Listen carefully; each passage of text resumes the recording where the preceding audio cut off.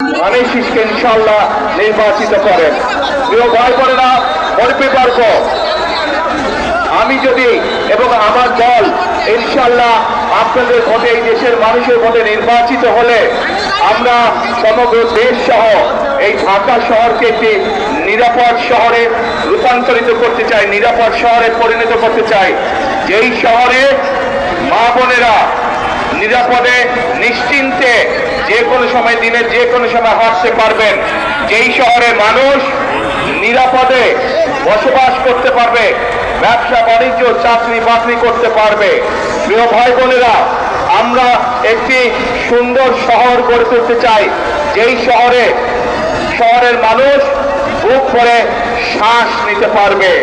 প্রিয় ভাই বোনেরা, এখানে একটু আগে সালাম সাহেব বলেছেন এই এলাকায় খেলার মাঠ নেই। আপনাদের সকলের জানার জন্য আমি বলতে চাই যে ইনশাআল্লাহ আপনাদের দোয়ায়, আল্লাহর আমাদের বিএনপি 12 তারিখে সরকার গঠন করলে শুধু এই এলাকাতেই নয়, ঢাকা 17টাতেই নয়, আমরা সমগ্র ঢাকা শহরে অন্তত 40টি খেলার মাঠ তৈরি করবো ইনশাআল্লাহ, যাতে করে আমাদের সন্তানেরা খোলা মাঠে খেলাধুলা করতে পারে, যাতে করে আমাদের মুরব্বীরা,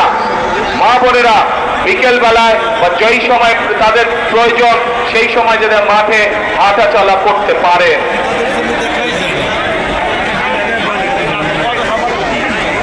প্রিয় ভাই বোনেরা, এই এলাকার মানুষের আরেকটি দাবি আছে, ইসিবি চত্বর থেকে জসিমউদ্দিন পর্যন্ত 60 ফিট প্রশস্ত করানোর জন্য যে রাস্তাটি আছে, ইনশাআল্লাহ বিএনপি সরকার গঠন করলে আমরা মানুষের বসবাসের জন্য, চলাচলের জন্য এই এলাকার রাস্তার প্রসার ঘটাবো ইনশাআল্লাহ। প্রিয় ভাই বোনরা, পরিশেষে আপনাদের কাছে